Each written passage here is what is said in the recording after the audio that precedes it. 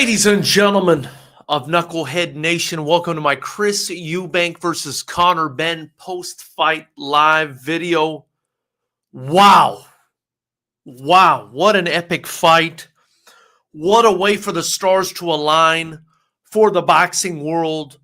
What a way, for the stars to align for Turki El Sheikh, the Fatal Fury video game, Eddie Hearn, Frank Warren, the Eubanks, the Benns, everybody involved. This was one of those fights that not only met the hype, but exceeded the hype. I could actually say that with confidence that this fight exceeded the hype.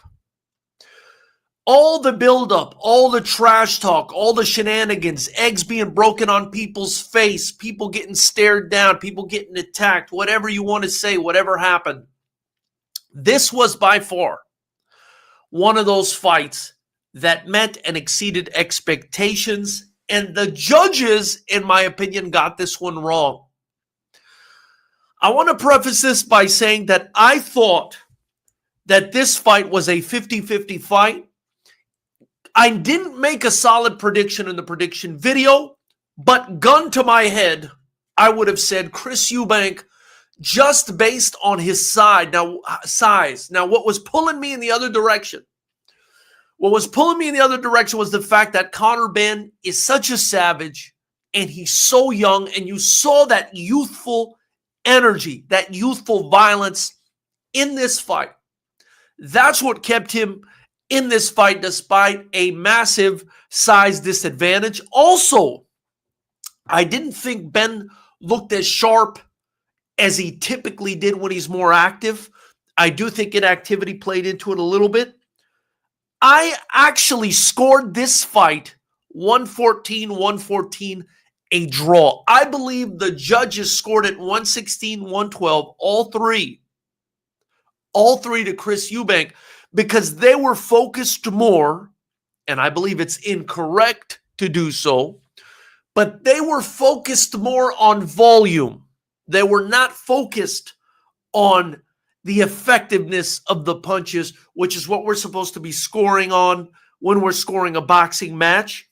I think when you look at the effectiveness, the significance of the shots, meaning that they're shots that could potentially lead to the end of the fight, dispositive as to the result of the fight, I thought this was a draw, 114 down the middle. I thought the first three rounds were back and forth. I thought Chris Eubank came on in the middle rounds and started to take over, found his rhythm, started to use his size. And then at some point, after winning, I believe, something like 4 rounds straight, somebody in Conor Benn's corner must have told him, listen, dude, you need to turn up the dial. You need to do something, because what's happening in these last 3 or 4 rounds in a row, it's not working out for you. You need to change the game plan. By the way, shout out to everybody in the chat. Subscribe if you haven't already. Leave your message in here, and I will read it and we'll discuss. Somebody told Conor Benn at some point in that fight, you're going to have to change strategies. It's not working. And I want to say, I'm going to give you the exact round where I felt that happened. It was when he came out for the 8th round. Conor Benn came out for the 8th round after, in my opinion, losing 4 rounds straight, a man possessed. He came out a man possessed, and he said, you know what, to hell with this. I'm going to let my hands go. I'm going to brawl with this guy. I'm the younger guy. He's going to have to keep up with me cardiovascularly in order to beat me. When Benn made that decision in round number 8, I had him winning every round until the final round. The final round, somebody on Eubank's side said, if you don't go out there and win this round, buddy, it's going to look real ugly for you. And that's why he went out there, and that's why he had the round of his career, because that may have been the last round, potentially, of Eubank's career, and he knew that. If he would have lost that fight, that would have been it for him, I think. He went out there. He gave the round of his life in that final fight. He was just throwing punches and bunches. He didn't care where they landed, when they landed. He was completely gassed, as was Conor Benn. The difference is that size. He was falling onto, octopusing, we'll call it. Conor Benn just falling onto him with body and punches and limbs. Pure, what do they call them? Cephalopod. Pure cephalopod strategy. Just throwing arms. Just throwing arms. Absolutely magnificent fight. You can tell. You can tell why the UK is the place to be, atmospherically speaking, when it comes to fighting, especially when it comes to boxing. I mean, the place was packed. This fight was hyped to the brim. There was video games, there was lights, there was Turkey al-Sheikh, there was drama, there was a whole stadium packed with people, and every single ounce of that energy somehow immersed itself and coursed through these two fighters tonight in what was one of the best fights you're ever going to watch. That fight was exhausting to watch. That's how much action was in that fight. Absolutely amazing. Absolutely incredible. I want to talk about the future, but I'm so, of both guys, but I'm so enthralled by what these guys did on the evening. And this is why I have so much love and respect for boxing overseas out there in the UK, man. I mean, you don't get something like this but once in a generation. I mean, these guys lived up to their father's last names. That fight was incredible. That fight was absolutely incredible. You had everything in that fight. That fight, the lead up, the event. How do you top that? I mean, I'm almost worried. I'm worried on two fronts right now off the top of my head about a rematch. Number one, first front, how do you live up to that? How do you live up to that? Is that so good that you just leave it alone? Is that so good that you just leave it alone? What's going on, Keisha? Appreciate you being in here. Do you risk running that back and spoiling one of the best all-around events that we've ever seen? I mean, in my opinion, that's one of the best all-around boxing events I've ever seen in a very long time, especially overseas. I mean, my goodness, they must be going, these people are not going to sleep tonight. My second concern, the second front, there is no way those two men, I mean, I find it very hard to believe that those two men are going to leave that fight the same physically. There's no way. There is no way. What happened right there, right, is what happens to a male praying mantis once he mates, right, with the female. And she bites his head off. He's not going to come back the same. Or a wasp or a bee or whatever it is. That's a one and done. I mean, maybe they can come back and still get some big payday fights. Conor Benn, I would hold out a little bit more hope for, since he's just 27 years old. Maybe he could recover from this physically. But man, these guys left a piece of themselves. They say that all the time. It's cliche. They left a piece of themselves in there. They left a piece of them. They left more than just a piece. They might have walked out with a piece and left the majority in there tonight. And to think afterwards, they're just talking and carrying on like nothing happened.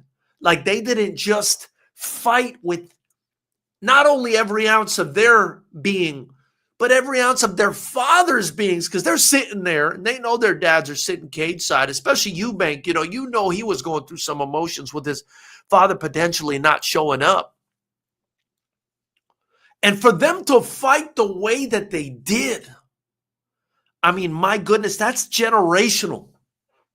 That is a generational fight in every sense of the word. Eduardo Defoe's in here. He says he saw it 115, 113 Eubank. I won 48 USD with Eubank and lost 21 with not KO of yard. I definitely agree with a draw, says Gregory Davis. On the cards, not, but in reality, Ben lost the fight, the last 2 rounds. I didn't think he lost the second to last round. Keisha says, hey, back to you, Keisha. Guys, if you haven't subscribed already, be sure to subscribe to the channel. What a fight. Let me know in the comments section what you think about that fight. Do we run that thing back? Are we scared to touch it like a fantastic movie where a sequel might go ahead and ruin it? Do we just leave it alone? Do we let Conor Benn go ahead and fight Mario Barrios and let Chris Eubank Jr. ride off into the sunset with this victory? What happens with Chris Eubank Jr. next? Can he even perform at the same level after what he did this evening? These are all serious questions. I mean, I felt like in the 8th round already, 9th round, when Conor Benn, like I told you guys, in the 8th round came out and just gave it his all. Just threw every punch with every ounce of energy that he could until he emptied the gas tank. I mean, he was emptying the gas tank in the 8th round, 9th round.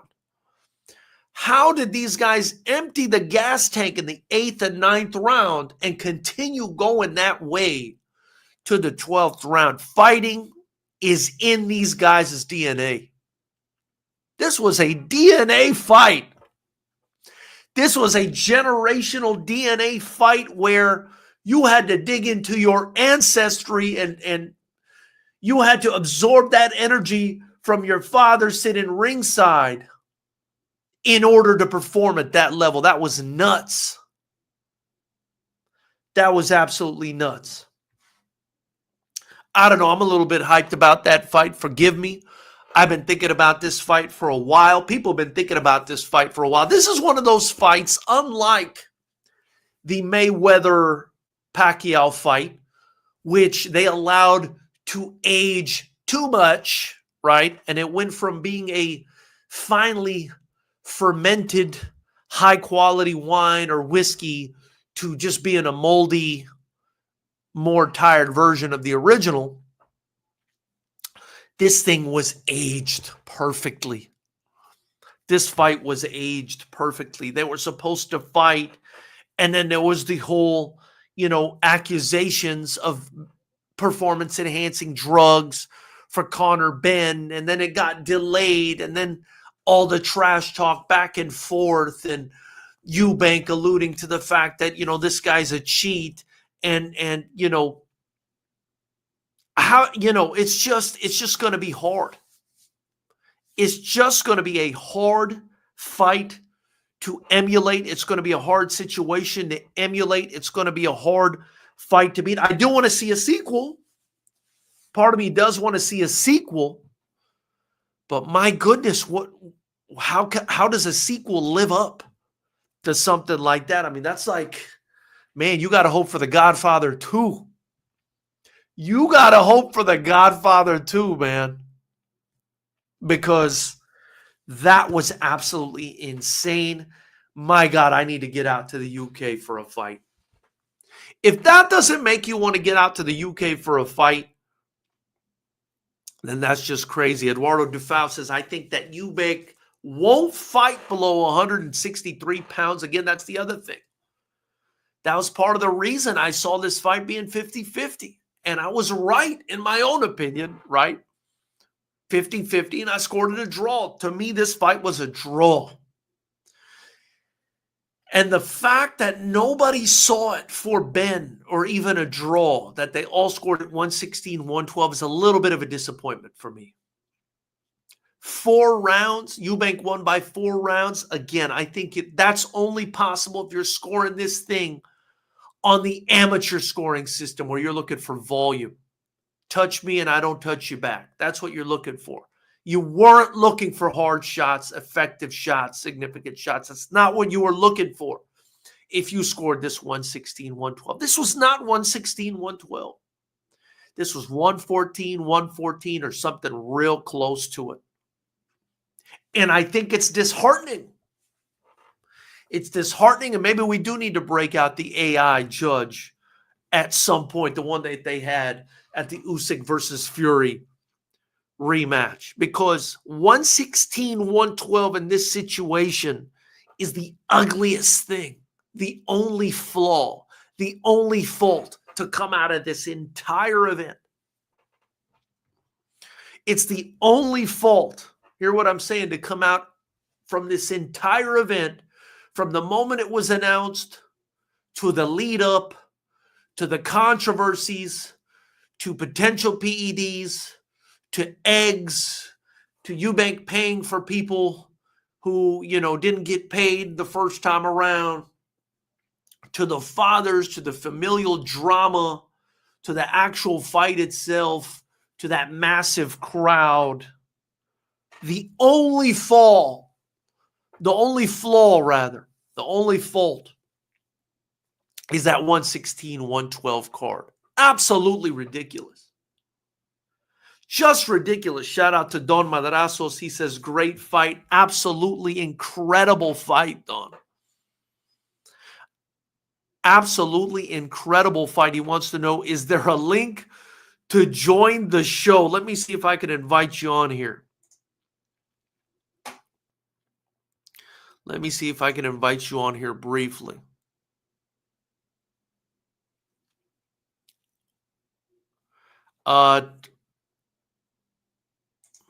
It's going to be a little bit complicated. So no, not right now. We'll get that done in the future, but just let me know. Let me know what you guys think in the chat. Let me know what you guys think in the comment section. Also, if you haven't, please consider joining the channel. I've got 3 different tiers. We're going to be dropping content daily. We're going to be going live after all the big fights like we're doing now. I've got some big interviews planned for you guys. Please join the channel. There are 3 different levels. Any little bit helps. Help me get out of the rat race. Help me continue to do this for you guys. Help me to become, help me make this channel become, this community become a fraternity where we help each other, not only in talking about boxing, but just as a brotherhood, fraternity, sisterhood even. We love to hear from the ladies as well. Help each other emotionally, talking about fights. This, I want this to be a real tight-knit community where we help each other out. You become a part of Knucklehead Nation and you become family. I can't get over this fight, man. This fight was so great. This fight was so great. I can see a rematch being run back. Maybe this first fight is so good that it allows the build up to the rematch to make the rematch good enough to happen. It has to be good enough to happen. It has to be good enough to happen. It has to be good enough for there to be a sequel. The first one was good enough for there to be a sequel, but I really hope the sequel lives up to it. I don't see why it wouldn't. I do think it would be another incredible fight. I do think it needs to get done soon if it happens again. Chris Eubank is no spring chicken. 34 years old, I believe. Keisha, we go live after all the big fights. We go live every Tuesday, typically. Might be Tuesday or Wednesday with Ignorant Behavior, my co-host. Incredible fight. It has to be done soon. Otherwise, Eubank is just going to age out. Subscribe if you haven't. Join the channel if you haven't. He's just going to age out if this fight isn't done soon. And with the punishment that they both took in there, considering their respective ages, it needs to be done sooner rather than later, especially for Chris Eubank. There's no way, though. I mean, I don't put nothing past these guys with this performance, but there's no, I mean, how do you come back from that fight 100% with a 3-month, even a 6-month turnaround? Maybe, do you ever come back the same from a fight like that? Just absolutely incredible. Just absolutely incredible. How do you come back? I mean, they had to have taken something out of each other in that fight. There's no way. There's just no way you come back and you're back to normal in that fight. And the concern for Eubank is obviously he's a little bit older. For me, the concern for Ben is he's only 27 and he just did that to himself. I hope he can come back and still get better. I hope we didn't lose him before his prime. That was a rough fight. He's 147 pounds natural. He was fighting at 160 pounds against a very dangerous, strong, capable guy in Eubank. They went 12 rounds and they punished each other. And they pushed each other to the brink. Trust me. If that fight was a 15-round fight, we would have had a very disastrous end if that was a 15-round fight. So for the people calling for 15-round fights, no, that's why you don't do them. Because that 12-round fight honestly could have resulted in somebody being permanently harmed. Somebody may just have well been permanently harmed in that fight. For people to call for a 15-round fight, you need to watch this fight first. Harriet Knows says, was this the first time you've watched a boxing match? I've watched a couple.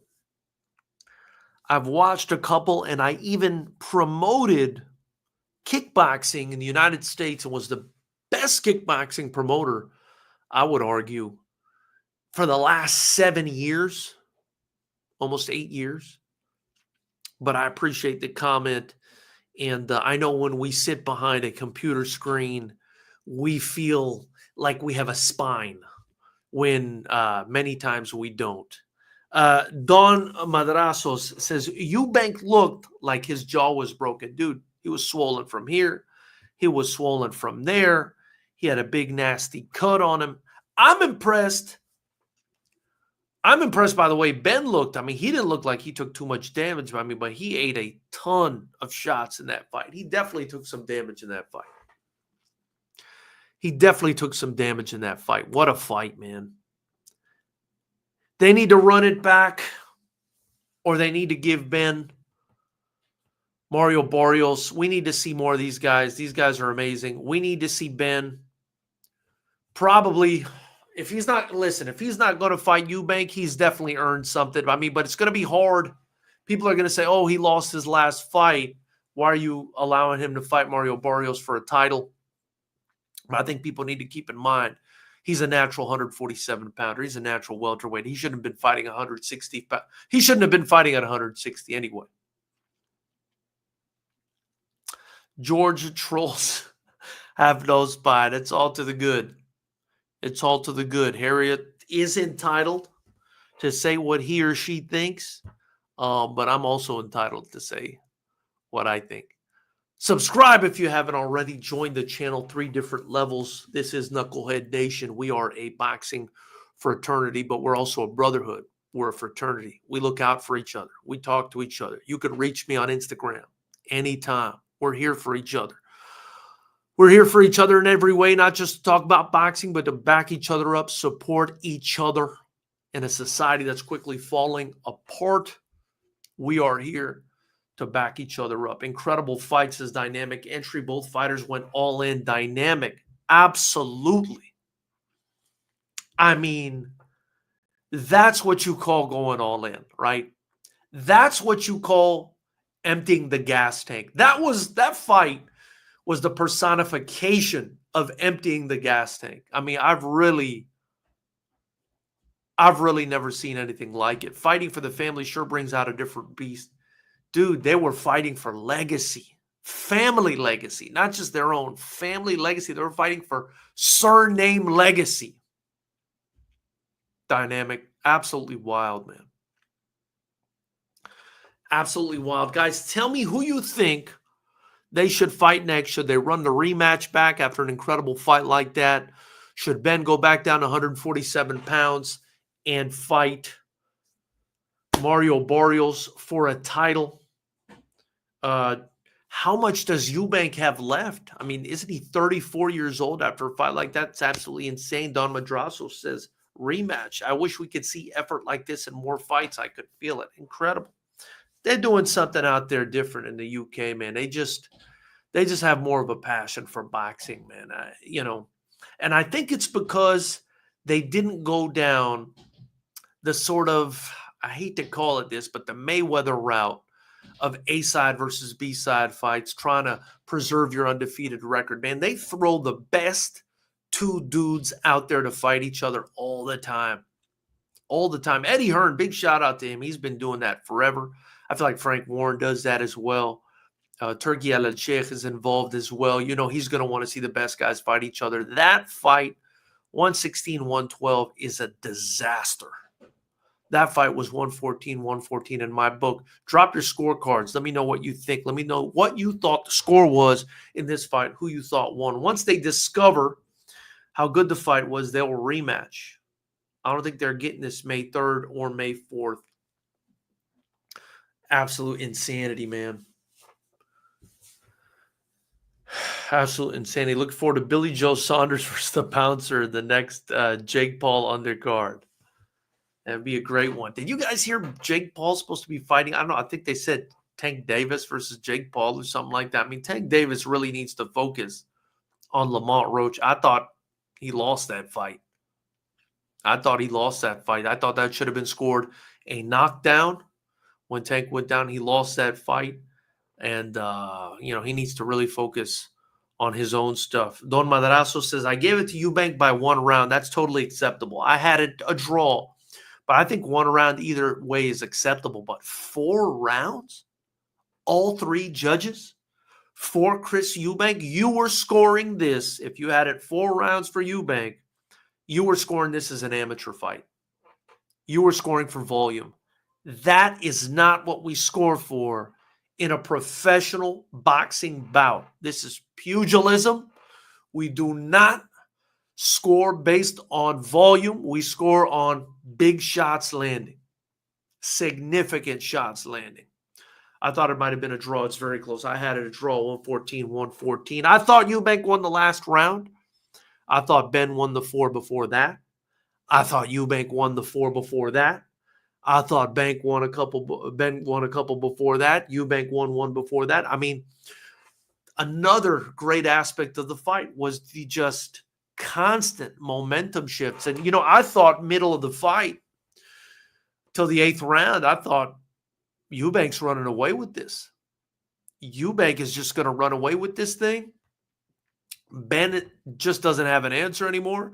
And then Ben just went out there and became a dog. He said, to hell with this. He bit down on the gum shield and he just scrapped it out. I thought Eubank needed the last round for the draw. That's what I thought too. We had it the same dynamic. We had it absolutely the same. It's exactly the way I scored it. If you haven't already, listen, we've been out here almost half an hour. Appreciate you guys. By the way, feel free to super chat, man. I'll greatly appreciate it, or get your merchandise in the link below. If you haven't already subscribed to the channel, join the channel. Going to be dropping more videos on the daily.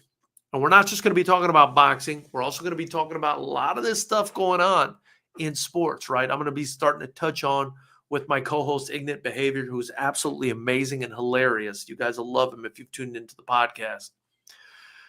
We're going to be touching on Shedeur Sanders, what happened with him with the draft. We're going to be touching on what's going on with Shannon Sharp and this horrible allegation that he's facing.